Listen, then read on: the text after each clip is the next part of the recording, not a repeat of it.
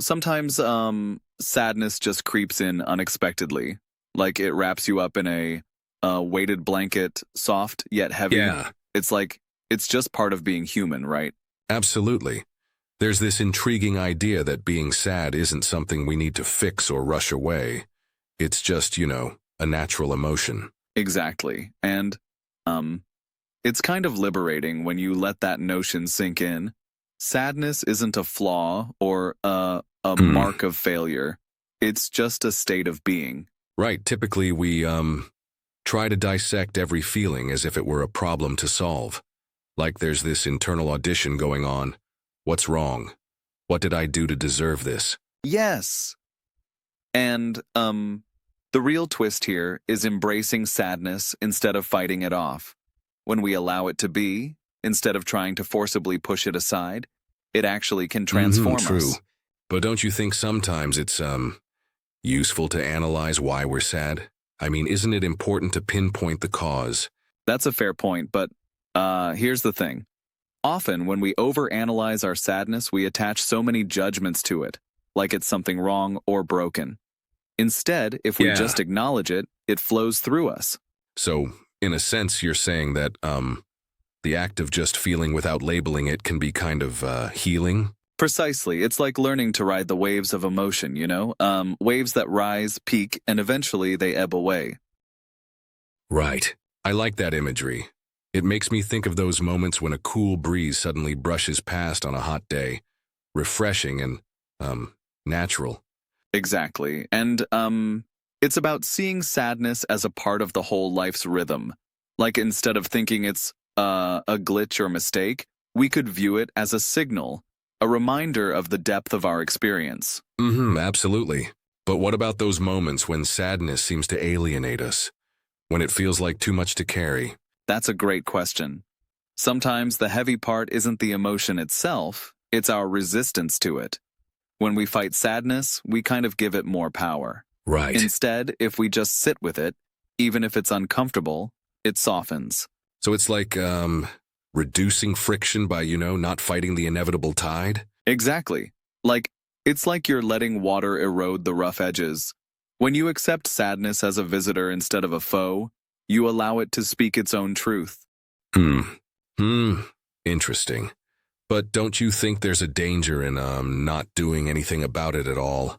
I mean, what if it turns into something darker? I see what you mean, but the key isn't to ignore self-care. It's more about blending acceptance with gentle self-compassion. You're not like giving it free rein to overwhelm you. You're just acknowledging it. Yeah, I get it. This makes me think of those heart-to-heart circles, like spaces where people can just be vulnerable, not expected to cheer up immediately, right? Yes, exactly. There's this concept of heart share circles, where the focus is simply on being, not on solving or making sadness prettier, but on just honestly showing up with your feelings. Right. Sounds almost revolutionary compared to the usual hustle to always be happy or productive. It really is. It's like turning our perspective upside down, saying, hey, it's okay to feel heavy sometimes. Instead of shaming ourselves or battling the sadness, we honor it. Hmm. And the idea is that by accepting sadness, we actually create space for other, maybe even more genuine emotions, right? Yes, because once you let sadness be, you, can really experience the full spectrum of emotions. It sort of deepens the capacity for genuine joy because you know what it feels like to be on the other side of that heavy cloud. Truly, there's this inherent wisdom in that process. Even if it's painful at first, it teaches us self-compassion. Absolutely. It's about practicing self-compassion and, self-care in the truest sense. Instead of constantly telling ourselves to get back to normal, we acknowledge that it's okay not to be Exactly. impervious to pain. And respecting that, vulnerability is what connects us all. It reminds us that we're just human, messy, unpredictable, but also deeply capable of love and, understanding. Yep, definitely. And it's all tied into the broader idea of wholehearted living. showing up as we are without necessarily having it all figured out. Yeah, I find that so refreshing.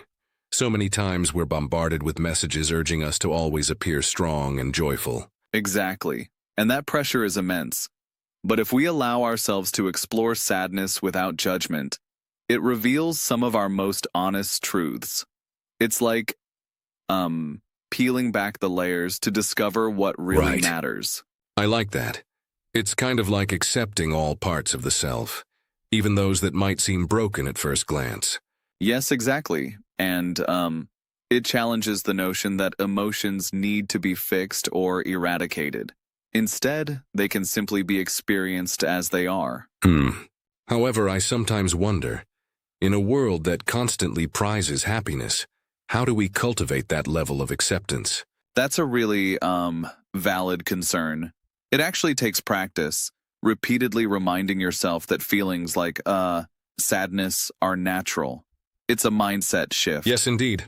In other words, it's about developing a gentle curiosity about our sadness instead of trying to, chase it away, right?